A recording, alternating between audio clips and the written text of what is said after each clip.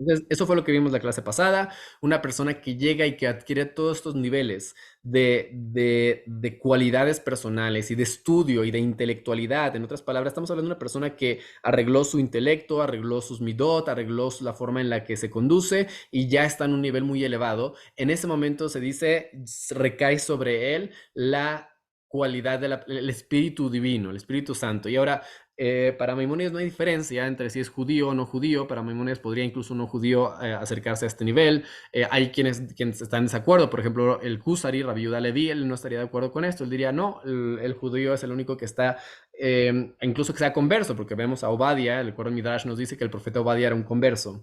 Y las mujeres también. Tenemos a Deborah Neviá, ¿no? Deborah la profetisa, Miriam, etcétera. Hay varios ejemplos de mujeres que lograron alcanzar el nivel de profecía. No es único para los hombres o, de acuerdo a algunas opiniones, para los judíos. Hay quien dice que también los no judíos, ¿no? Está el tema de Bilán, que lo explica de otra manera. No, no es el momento para explicar la diferencia entre el Kusari y Maimónides. Pero vamos a continuar con lo que dice Maimónides, donde se va a meter ahora a las características de los profetas. Y nos dice Maimónides que hay niveles entre los profetas. No todos los profetas, solamente como que ya llegaron a nivel de profecía y ya están, ya todos son un nivel único. No, sino así como en la sabiduría. Hay diferentes niveles en sabiduría que no es como que no se diferencian uno del otro por su... O sea, son cosas que se diferencian únicamente gracias a que aquí yo tengo la capacidad de tengo la capacidad de entender más o de entender menos. Eso es el nivel de sabiduría. También aplica para la profecía. Hay diferentes niveles de cómo una persona puede alcanzar a entender o descargar, vamos a llamarlo, porque ¿qué hace un profeta? Es como si estuviera descargando información divina a su mente. Entonces, eso es lo que hace un profeta y hay diferentes niveles a que puedes alcanzar. Hay profetas que lo hacen de manera muy sencilla y hay profetas que la profecía los empapa completamente y a un nivel mucho más fuerte, ¿correcto? Entonces es lo que nos está diciendo Maimónides aquí y nos está diciendo que cuando ven una profecía, los profetas lo tienen que ver en un sueño o en una visión en la noche. O que si es en el día, tienen que caer en un estado completo de trance, vamos a llamarlo así. Lo que está diciendo Maimónides aquí, de acuerdo a su opinión, es que un profeta no podría estar completamente despierto mientras recibe profecía. Sin embargo, no es la única opinión. Para un dato interesante, creo que es la Barbanel, como escuché de mi Rav, que dice que no, que sí, lo vemos en el Tanaj. En el Tanaj vemos cómo de repente se escucha como que Abraham vino, está despierto y recibe profecía, o Yehoshua, ¿no? Si ven el primer capítulo de Yehoshua, se entiende como que Yehoshua va caminando y va recibiendo información de Hashem. Entonces, y esto lo podríamos ligar a lo que dijo Maimónides al principio, que hay diferentes niveles de profecía y diferentes niveles de profetas. Entonces puede ser que haya un nivel muy fuerte como el que vamos a citar en este versículo que cita aquí Bemaré, Elav Edvadav Halom Adaverbo. Dice en Bamidbar, ocurrió un evento con Moshe Rabbeinu y con sus hermanos, Miriam y Aharón, que muchos a lo mejor se han de acordar, porque la Torah no nos cuenta mucho, pero se entiende como que Miriam le dijo algo a Aharón, su hermano, acerca de Moshe. Entonces Hashem se enoja y aparece en una nube, aparece una nube y tiene y le da lepra a Miriam. Entonces Hashem se enoja, le dice, ¿por qué hablas de Moshe, la persona más humilde del mundo, a quien yo hablo cara a cara, con todos los demás? Y es aquí el contexto. Con todos los demás yo hablo a través de sueños, a través mientras están en la noche. Mientras que con Moshe yo hablo cara a cara, por así decirlo. Vamos a entender qué significa cara a cara.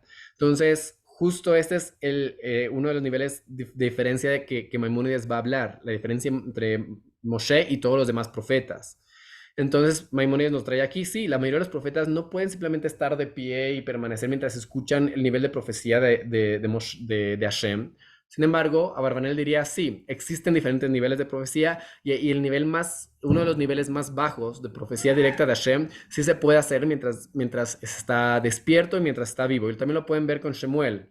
En Shemuel, cuando llega Shaul a ver a Shemuel, Shaul que fue el primer rey de Israel, va a ver a Shemuel y entonces ahí le dice, Hashem le dice, este que viene, este es el que vas a ungir, el que vas a elegir.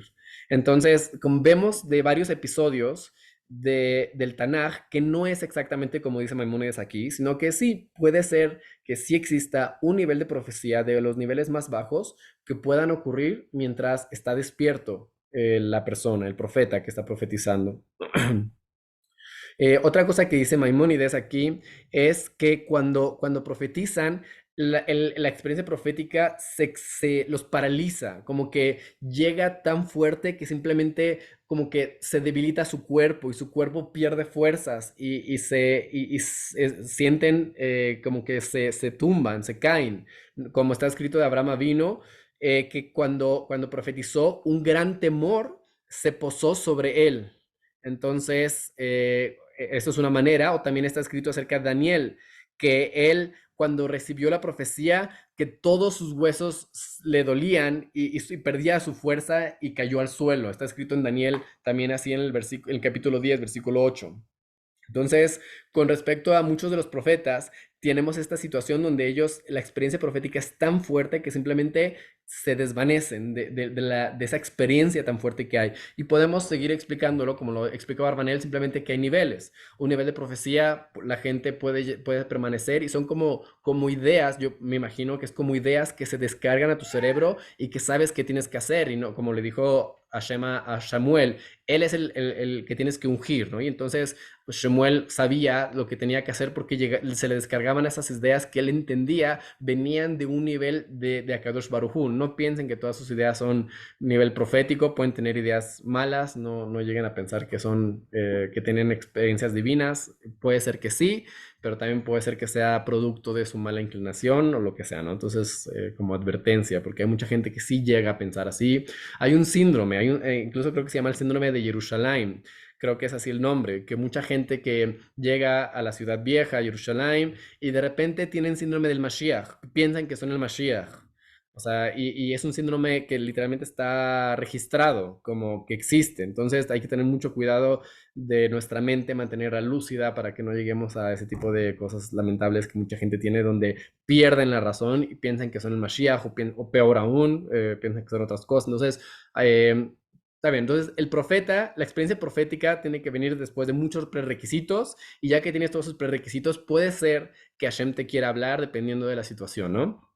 Y bueno, el nivel más grande de profecía, que era bueno, uno de los niveles más grandes, porque no el más grande, uno de los niveles más grandes de profecía, que era tan fuerte que la gente no podía permanecer de pie.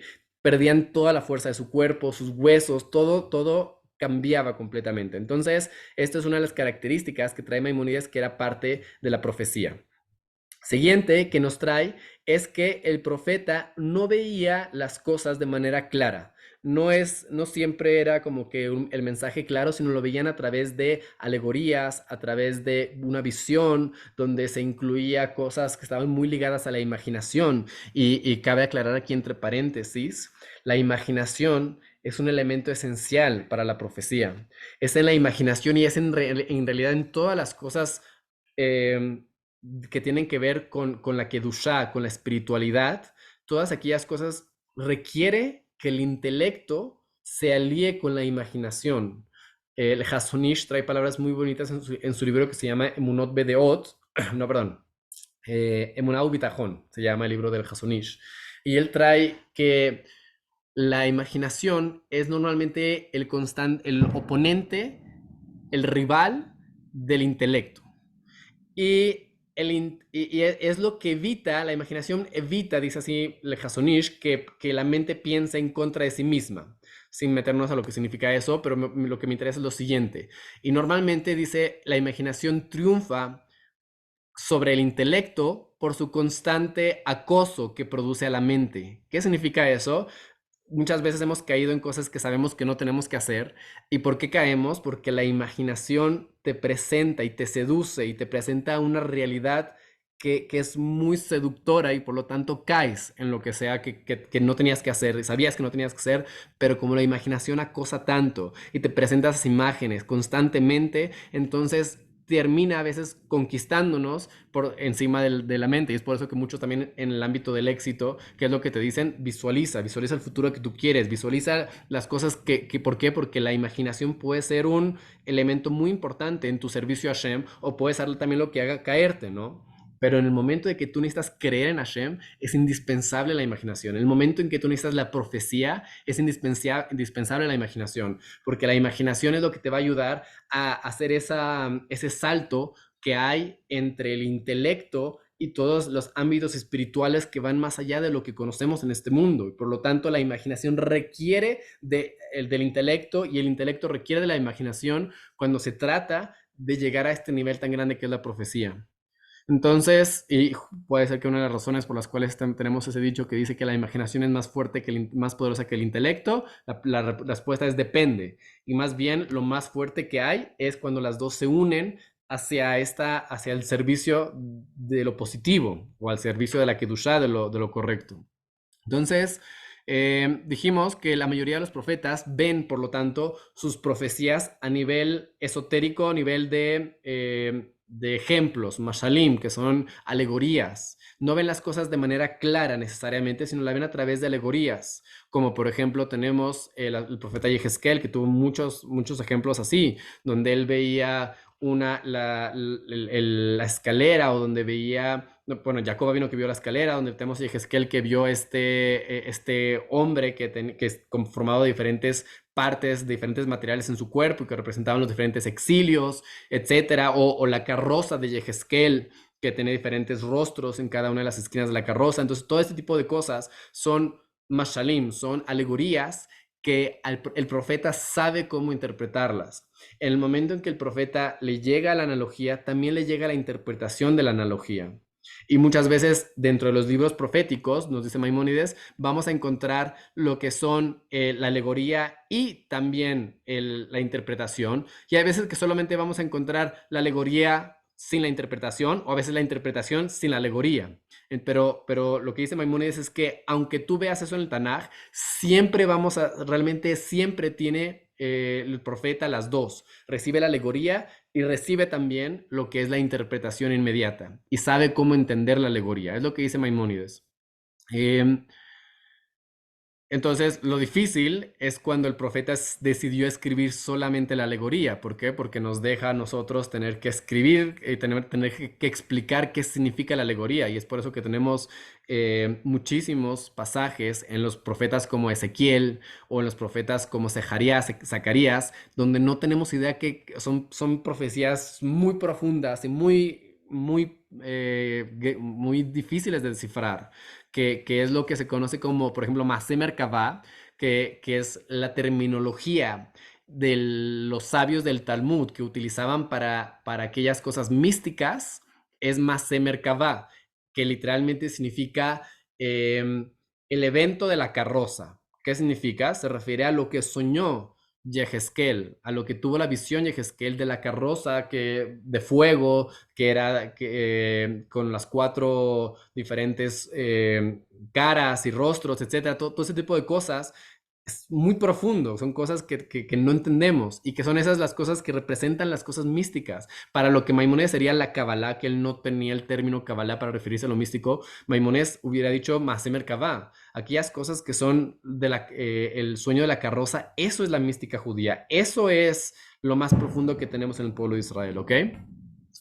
Entonces, el primer punto que dijimos, que dice Maimónides, es que el profeta no puede recibir su profecía solamente despierto, que dijimos que hay quien discute, pero dijimos que también, pues, la experiencia profética es algo que afecta a todo el cuerpo del profeta, y por lo tanto puede caer en un sueño profundo, puede caer, lo afecta. Entonces, la segunda diferencia, dijimos, es que esta persona, este profeta, lo recibe a través de una analogía. No lo recibes directamente, sino recibe una analogía, y recibe la interpretación de esa analogía, de esa metáfora, y a veces escriben las dos, a veces nada más una dentro del libro del Tanaj. La tercera diferencia que dice Maimónides es que un profeta normal no puede profetizar cuando él le plazca. Tú te puedes preparar toda tu vida para recibir profecía, y Hashem simplemente no te va a hablar. No depende de ti, no depende de tu esfuerzo. Puede ser que sí, que te prepares todo y que tengas todas las cualidades, todas las palomitas para ser un profeta, pero Hashem decide en última instancia si te habla o no te habla. Entonces, y también dependía mucho del estado anímico de la persona. Un profeta no podía profetizar mientras estaba triste o mientras estaba enojado, solamente podía profetizar en estado de alegría. Y por lo tanto, muchos profetas tenían sus músicos o eran músicos ellos mismos porque sabían que la música te llevaba a un nivel de conciencia superior, a un nivel de conciencia meditativo. Y era a través de esta meditación que lograbas quitar los pensamientos ajenos y que lograbas ponerte en un estado de estar contento con las cosas que tienes, estar alegre y por lo tanto tener la capacidad de poder recibir la profecía. Y es lo que vemos en Shaul. Shaul le dice a David Amelech que pide que traigan los músicos para que lo alegren porque sentía melancólico y no podía profetizar mientras estaba escrito, mientras estaba de esta manera. Em,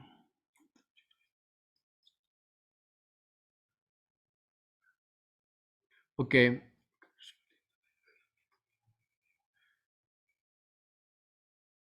entonces a aquellas personas que no llegaban a profetizar, pero que estaban al nivel de hacerlo, se les llamaba Bene Haneviim, los hijos de los profetas, que significa que era como que ellos eran los alumnos. Tenemos muchas veces en la Torah justo este término, de decir que una persona se prepara, que es el alumno de alguien, se le considera como si fuera su hijo.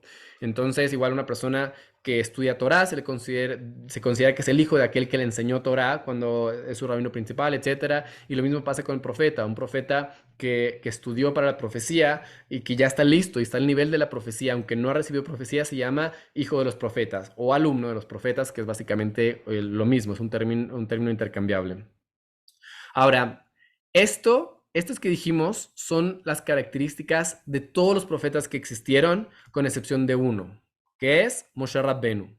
Entonces, la profecía de Moshe Rabbenu es una profecía que fue diferente a la de todas las profecías. No tenía ninguna de estas limitaciones. ¿Qué significa? Que Moshe Rabbenu no necesitaba tener ningún intermediario como ángel, que es algo que no mencionó, que seguramente mencionó, pero me lo salté, donde los profetas tenían como que un ángel mandaba, era el mensajero de la profecía. Digamos que no es una profecía directa, sino hay un ángel que manda la profecía de Hashem. Son los mensajeros, por eso se llaman melahim, que también melahim puede ser también o ángel o puede ser un mensajero. Entonces, son intercambiables las palabras, justo porque el ángel eran los mensajeros de Hashem. Y muchas veces aparece en la Torah que se le apareció el ángel y un pasuk después te dice, y Hashem le dijo a esa persona, a ver, ¿tú quién estaba, el ángel o Hashem? Y la respuesta es, él era el mensajero de Hashem y es la palabra de Hashem, por lo tanto se considera como si Hashem estuviera enfrente de él, porque la regla es que el mensajero se considera como la persona misma que está haciendo. Y por lo tanto, un mensajero, de acuerdo a la ley judía, podría casar a otro. O sea, si yo digo a tal persona ve y desposa a tal persona, entonces él puede desposar para mí a tal persona porque tiene ese poder de mensajería. Se considera como si fuera yo, porque yo lo envié. Es como una extensión de mí. Y lo mismo pasa con los ángeles. Los ángeles son como una extensión de Hashem, por así decirlo, a nivel práctico, donde ellos van y llevan el mensaje de Hashem. Y por lo tanto son intercambiables, es decir, y se le presentó al ángel y Hashem le dijo, ¿no? Lo cual parecería como que, a ver, ¿quién? ¿El ángel es Hashem? No, simplemente el ángel es un mensajero de Hashem y representa la voluntad de Hashem y por lo tanto es como si Hashem estuviera hablando por él mismo. Ok, y entonces Moshe Rabbeinu no necesitaba ese intermediario. Moshe Rabbeinu no necesitaba estar dormido. Moshe Rabbeinu no se, todos sus músculos así, no pasaba con los demás profetas. No, él podía estar de pie, tranquilo. Y él no necesitaba a través de visiones, sino que le hablaba a Shem directamente, como hablamos ahorita nosotros. Era una conversación directa, una conversación que fluía, una conversación que no necesitaba de todos los requisitos que dijimos antes. Y es ahí donde dice Hashem en la Torá, justo que nos dice, Diver Hashem el panim, que está escrito que Hashem hablaba con él cara a cara. Y antes está escrito, "Uvo Moshe, Elohel Moed, ledaber ito, beishma'a et kol, medaber elav". Entonces, él decía, voy a ir a ver qué dijo Hashem, voy y preguntaré cuál es la opinión de Hashem. Entonces, él era el único que tenía la capacidad de hacer esto. ¿Por qué? Porque él iba y hablaba con Hashem y Hashem le respondía. Y es lo que requiere decir panim el panim. ¿Qué significa panim el panim? Panim significa directamente, sin nadie que nos interrumpa. Y esto es una de las interpretaciones que tenemos, que lo dijimos antes, pero vale la pena repetirlo, cuando los Aseret Adibrot, mal traducidos como los 10 mandamientos, que son las 10 declaraciones, los 10 enunciados que mencionó Hashem al pueblo de Israel, ahí en ese momento, Hashem le dijo, dice, Lo yeh Elohim harim al panay, no tendrás Elohim ajenos al panay. Entonces, Elohim, dijimos, lo podemos traducir como dioses, pero también lo podemos traducir como poderes. Cuando se refiere a Hashem mismo, es el poder de los poderes. Pero cuando se refiere a cualquier otra cosa que no es Hashem, hace referencia a algo que es un poder. Un poder en este mundo, ya sea un juez que tiene cierto poder, o ya sea Moshe Rabbeinu que tenía cierto poder sobre Paró, que también se le llama Elohim de Paró, o etcétera. Entonces, la palabra Elohim quiere decir un poder. No, no puedes tener absolutamente ningún tipo de poder, ningún tipo de nada que esté entre tú y Hashem mismo. ¿Qué significa? Es una relación personal. Entonces hay gente que dice, no, es que tú no puedes hablar directamente con Hashem, tú tienes que tener siempre un intermediario, como el pueblo de Israel tenía Moshe Rabbeinu, y así tú tienes que tener un intermediario siempre, y ahí cada quien tiene su propio intermediario, ¿no? O los cristianos tienen su propio intermediario, y hay muchos dentro del judaísmo mismo que también creen en eso y que tienen su propio intermediario. Hay grupos y sectas como en Chabad, en Breslev, que a veces hay gente dentro de ese grupo llega a caer en este error y llega a poner a El Sadik o a El Rebe, etcétera, como su intermediario y rezan, y ya dijimos, esto lo vimos en el quinto principio, eso no es correcto, y es lo mismo que dice aquí, ¿qué quiere decir aquí? ¿Qué significa Alpanay? Que Moshe habló con Hashem directamente, significa sin intermediarios, sin ángeles, y así como también está escrito, eh,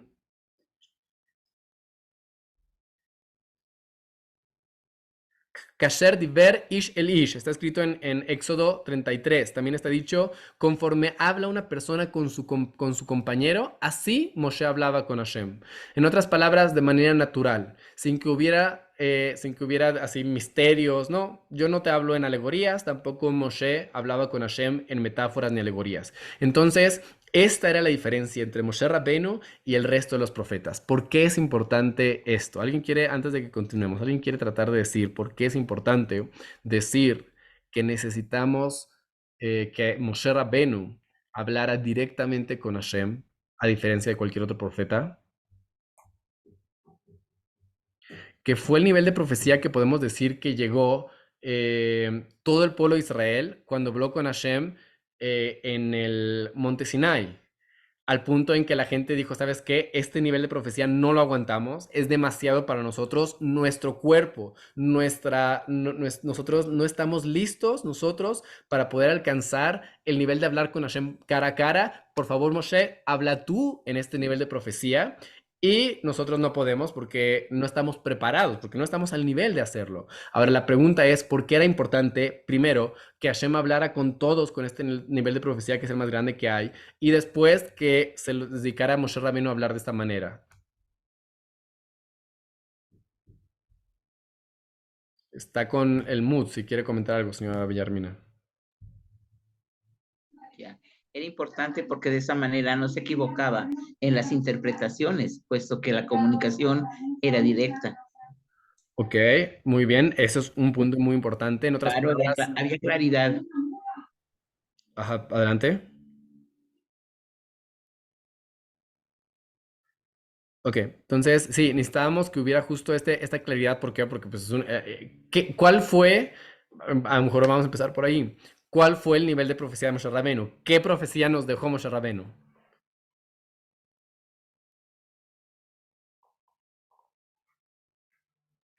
La Torah. Muy La bien. Torah. Exactamente, muy sencillo. La Torá que tenemos hoy en día, que es la base del pueblo de Israel, que es la base de todos los preceptos, que es la base de todo lo que hacemos. La Torá es la profecía de Moshe Rabbeinu, ¿correcto?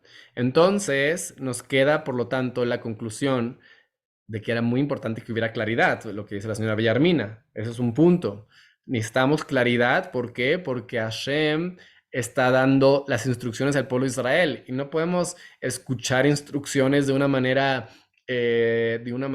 alegórica, de una manera... Y esto es una prueba muy fuerte en contra de otras religiones. Por ejemplo, otras religiones vienen, el cristianismo viene y nos dice, y el islam también, viene y nos dice, ¿sabes qué? Ya cambió, el pacto cambió, o sea, la Torá que tenías que cumplirse ya no existe, ya no tienes que hacerlo, o hay cosas que son muy importantes, como por ejemplo tienes que creer en este personaje, y si no crees en él, ya valiste. Y entonces, y te dicen, ¿y cómo lo sabes? Ah, lo está en el Tanaj. ¿En dónde está en el Tanaj? Ah, está en Isaías, por ahí en Isaías, en tal capítulo de Isaías. Y lees el capítulo de Isaías y es completamente un capítulo que no se entiende con claridad de quién está hablando, o a quién le está hablando, o cuál es el contexto del pasuk.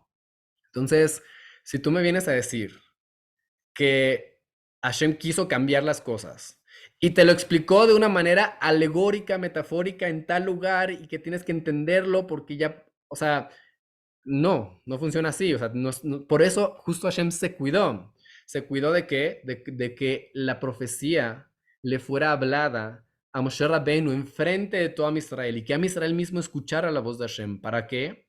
Para poder tener claridad en que ya, no hay dudas. Y entonces, y es lo que dice Maimónides, vamos a seguir citando Maimónides.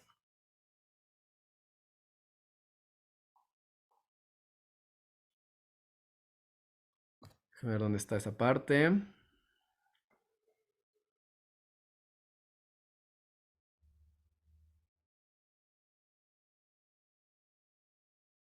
Muy bien, aquí está. Moshe Rabbeinu dice Maimónides a Moisés, no creemos en él por tantos milagros que él hizo. ¿Quién hizo más milagros que Moshe Rabbeinu? No sé, yo creo que supongo que nadie. Nadie llegó a hacer milagros tan grandes como Moshe Rabbeinu, como fue las 10 plagas en Egipto y cómo fueron partir el Mar Rojo y que son cosas que tenemos evidencia histórica de todos esos sucesos. Hay una placa muy interesante que está escrito en forma de poema que nos habla de una perspectiva egipcia. Es una placa egipcia que nos habla de las plagas que ocurrieron, donde los historiadores dicen, no, es que es poesía, entonces no podemos darle tanta importancia histórica.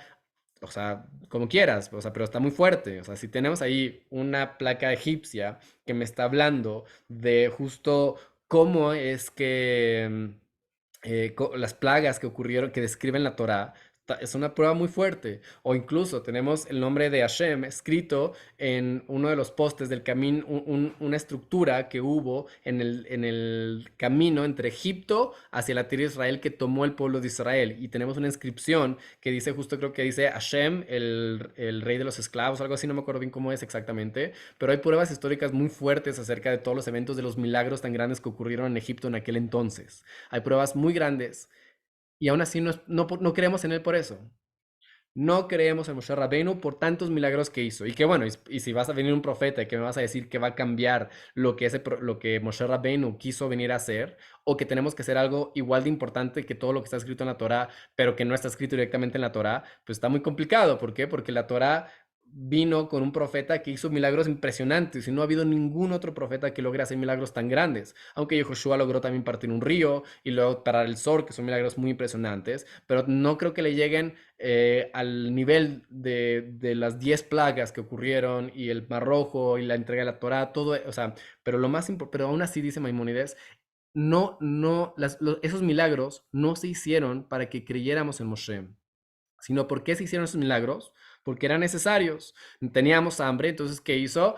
Cayó man del cielo. Teníamos sed en el desierto, entonces ¿qué se hizo? Sacó agua de una piedra. Nos íbamos a quemar del sol, entonces ¿qué hizo? Puso una nube que nos acompañara en la noche, nos íbamos a morir de frío, entonces puso una columna de fuego que nos acompañara en el día. Entonces todos los milagros que ocurrieron en el desierto eran únicamente para que solamente eran una representación, eh, una necesidad. Se necesitaba que Hashem marcara todos estos milagros para ayudar a la gente en las necesidades.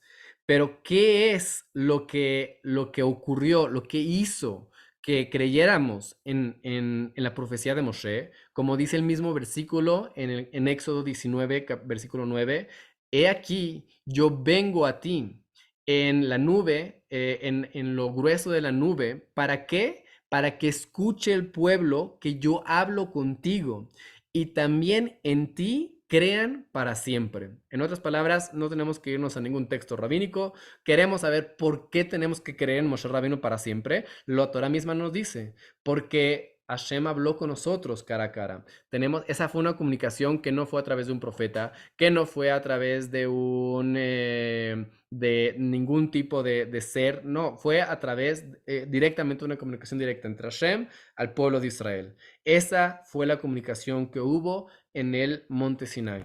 Entonces, fue por eso que queremos a Moshe. Y si quiere venir un profeta posterior, y que lo vamos a seguir viendo en las siguientes clases, pero si quiere venir un profeta posterior y decir, ¿sabes qué? Esta es la nueva profecía o vamos a cambiar las cosas porque Hashem ya me dijo que no vamos a seguir con esto, entonces vamos a cambio de planes, ¿no? Entonces tendría que venir con la misma fuerza, un profeta que incluso que no pudiera hacer la misma cantidad de milagros impresionantes que pudo hacer Moshe Rabbeinu en su momento, aunque no lleguemos a eso, tendría que ser un profeta que tenga la capacidad de hablar con Hashem y que nos muestre y que nosotros escuchemos la profecía de Hashem mismo. No podría venir cualquier otra persona y simplemente tratar de cambiar las cosas porque no funcionaría. Necesitaríamos que fuera forzosamente el profeta al mismo nivel de profecía que hubo con Moshe Rabbeinu. Que Hashem hable ante todo el pueblo y que todo el pueblo vea y escuche y sea presente de la comunicación que existe entre Hashem y ese profeta que quiere venir a cambiar las cosas. Mientras no tengamos eso, no puede venir ningún otro profeta a contradecir, porque la única razón por la que creemos en la profecía es porque está escrito en la Torá que existe la profecía. Entonces, si me vas a decir a contradecir la profecía de Moshe Rabbeinu, no tengo por qué creer en ti. ¿Ok? Entonces, ese argumento lo vamos a desarrollar un poquito mejor en la siguiente clase, acerca de un profeta falso, acerca de qué es cómo sabemos cuando un profeta es verdadero, la profecía, los demás profetas. Eso lo vamos a ver en las clases que van a venir más adelante.